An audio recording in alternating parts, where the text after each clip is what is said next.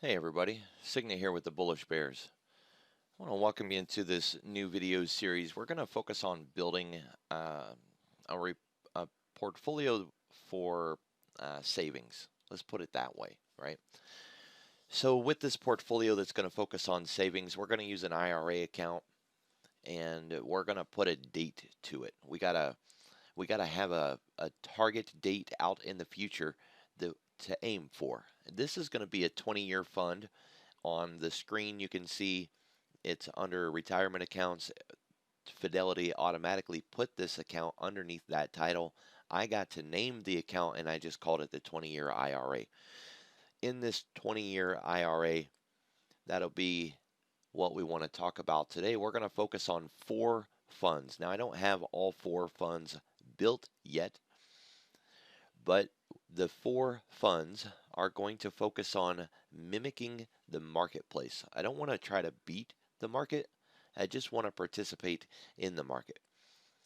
Now, in 2020, this is a great time to try to build a portfolio. It's one of the greatest times to be a trader in the history that we've ever had. There's so many tools. There's so many uh, different ways, different products, different funds, and with the brokers competing so hard to bring in retail traders, their competition amongst themselves means that they're doing their utmost best to offer you just one more thing that something else, some other place doesn't have. Okay, what we have here with Fidelity is they have these funds that you don't need to have a minimum to get into. That's amazing. Normally, if you want to get into a fund, you have these minimums or you have a really high maintenance costs. The funds that we're going to be focused on have a very low maintenance cost and they have a zero fee to get in. They're also a lot cheaper than just trading the regular marketplace. In this account right now, you can see I have some SPY. SPY right now is 334. Now, SPY is a man-made ETF trying to mimic the S&P 500. Fidelity has its own version of the SPY. It's called the Fidelity 500 Index Fund. And you can see that the price for that product is $116. So it's a lot cheaper. I can get 2 of these for the price of 1 share of SPY. So that's a really good deal.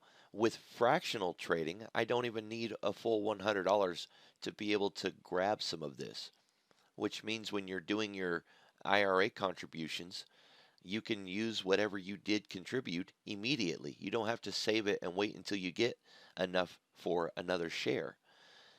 So let's start getting into those contributions a little bit before we get too far ahead.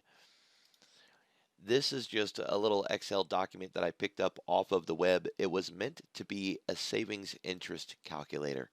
But if we know our annual returns or our average returns, we can just kind of use this for a cheat sheet on what we could anticipate from the fund.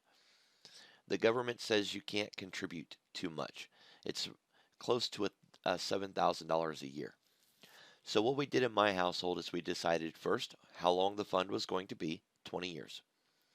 We decided how much we wanted to use to start the fund.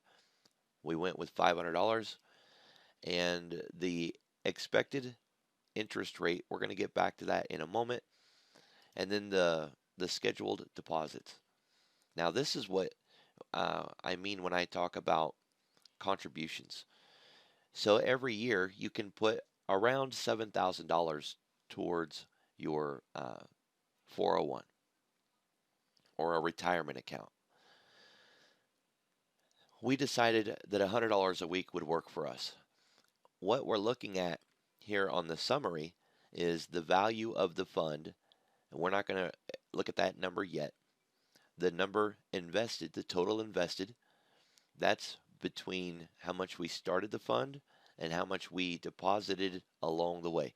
So in 20 years, if we stick to the schedule of $100 a week, we will have contributed $96,500. Now we need to talk about the average return. Now it says average rate because, like I said, this was a savings calculator, but we want to talk about the average return. On Fidelity, these Fidelity funds, they have a historic return. It's kind of a average benchmark, and I've wrote them down here. So the total market fund, the FXROX, has an average return of 12%. The S&P fund averages 15. The NASDAQ fund averages almost 20. And the small cap fund averages around 11.13. For everything that I ever do, I like to aim on the low side if we're talking profits, and I like to aim on the high side if we're talking what kind of risk I'm looking at. So rather than using the highest return here, or rather than dividing all of these up into an equal amount and then trying to calculate that, let's just benchmark the worst case scenario that we only make 11.13% returns. 11.13, let's go back to the spreadsheet. There is the 11.13 expected return for the next 20 years. After 20 years, this account would be worth around $356,800. We'll just round up and call it $357. $357,000, 96,000 of which came from our contributions, not from the market. Notice that I didn't put any dividend into this. So it would be better than the numbers that you see because it would have been getting dividend all along. Now, can I bench this? Can I sit and expect that this is actually the number that I'm going to make? No. We could have a lot of really good years. We could have a lot of really bad years. We could have really good years, and then right before I'm getting ready to use this fund, we could get into some bad times, right? So, what all the disclaimers and warnings you've ever heard, previous results aren't indicative of future results, blah, blah, blah, whatever. You know how it works, okay? The idea is that you have a goal in mind of what you wanted to hit. Now, I really wanted to hit around 400K in this, and I believe that with the dividends and with some of those NASDAQ funds, we really will be around 400K. And I'm really hoping to sneak in an extra contribution or two as long as I don't go past that limit of 7,000 a year. All right, so that's kind of where we're sitting at the moment. I'm benchmarking at around 400K. This is a really good thing to get started for your children, maybe just for an extra retirement account. In the world that we live in nowadays, you can literally start one of these with $25 and $5 a month contribution if you wanted to, and you can punch the numbers in and see what you would get. Guys, the only question I really have for you is why do you not have one of these yet? And get the ball rolling. Now, I've had people ask me, when do I allocate or get more of something? When do I buy more? Do I wait for pullbacks? And, do I grab full shares? Absolutely not. No, if it's low, I'm buying more. And if it's high, I'm buying more.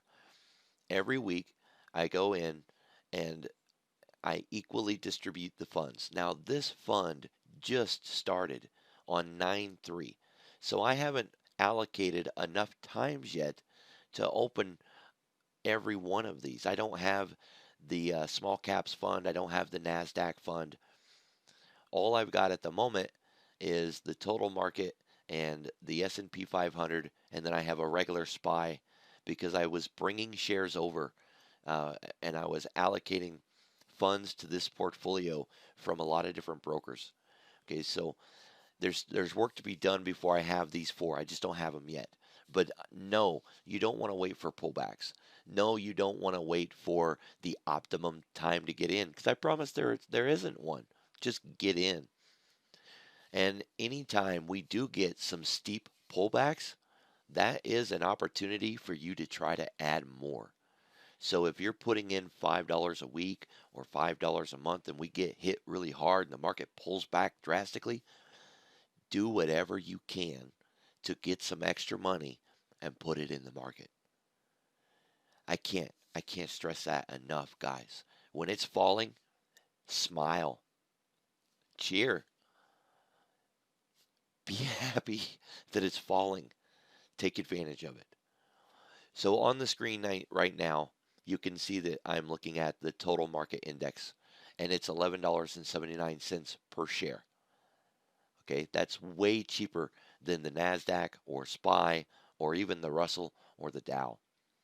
It's the total market index, meaning you have broad exposure across the entire marketplace, all sectors, all industries.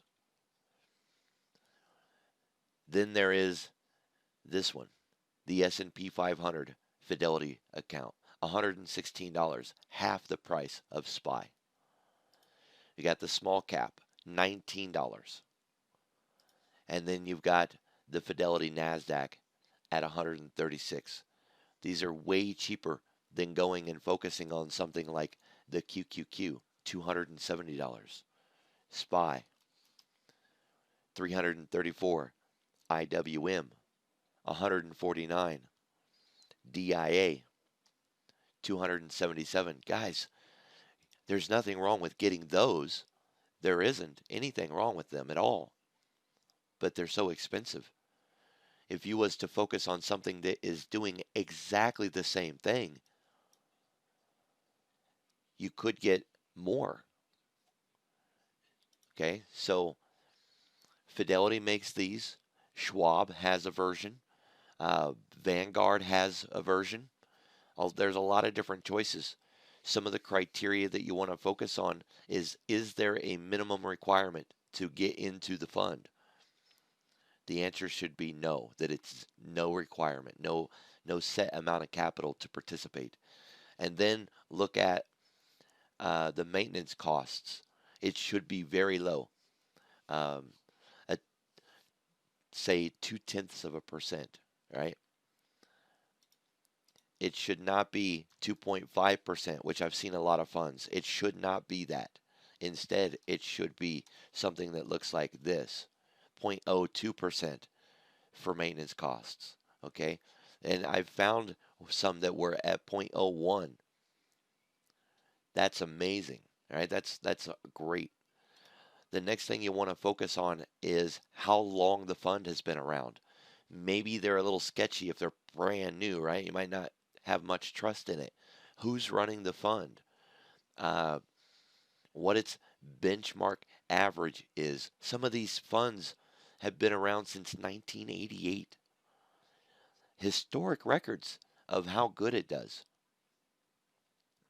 So focus on those. Understand what it is that you're putting your money into, because they should benchmark and average exactly like SPY or QQQ, or pick your sector, because you can. You can pick sectors and industries if you wanted to. So let's go back to Fidelity for a moment. In my other accounts, which I named a collected brokers account because I brought IBKR over here and I brought my Webull and my Robinhood. I brought a lot of different firms over to this one that I had accounts scattered everywhere. I've got Apple in it, and I've got some of those funds that we were talking about, and a little bit of oil and some utilities in the Russell.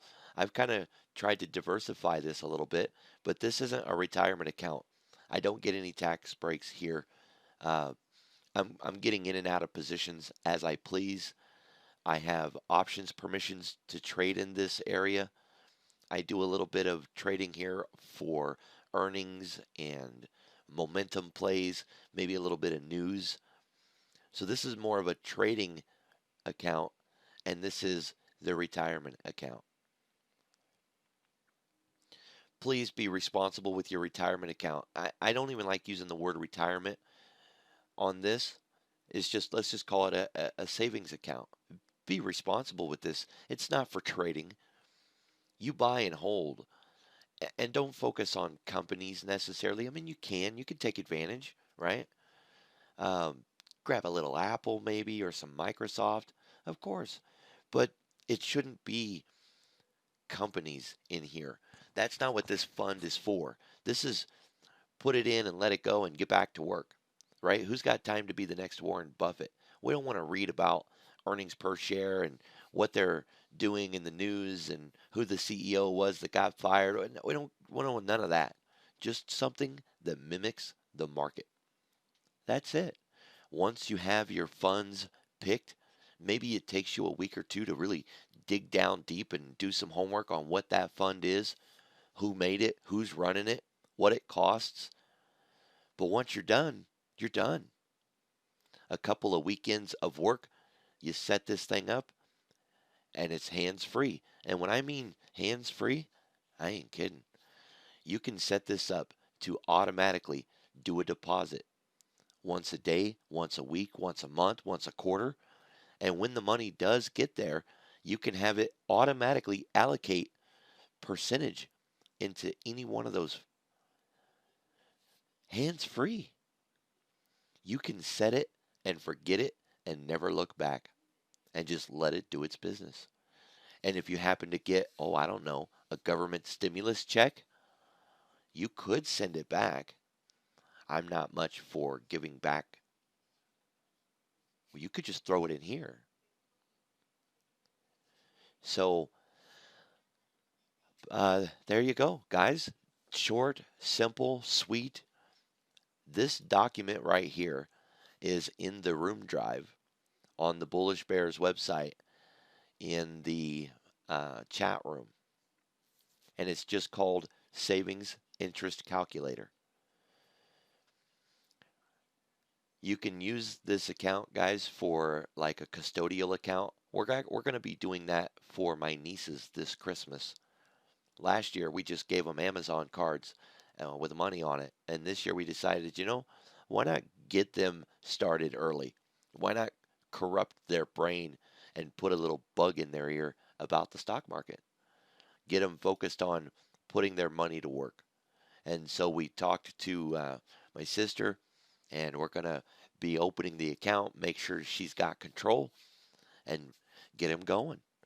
Right? And it's really exciting to sit down with, teenagers and show them where money's going to go that's theirs in the future, and go through these funds with them and share, right? Teach. This will be in the room drive. You don't have to get the same funds that I did. I will be contributing more videos as we go, perhaps updates when I add new funds to this account. And I'm always around at the Bullish Bears. I stream on Mondays and on Fridays. You can always just reach out to the Bullish Bears if you've got questions that you didn't, maybe I went over something too fast, or you want more information. Please reach out. Keep your eye out for another video in this series. And I'm going to leave you guys there. Have a great day, and I'll see you at the next video.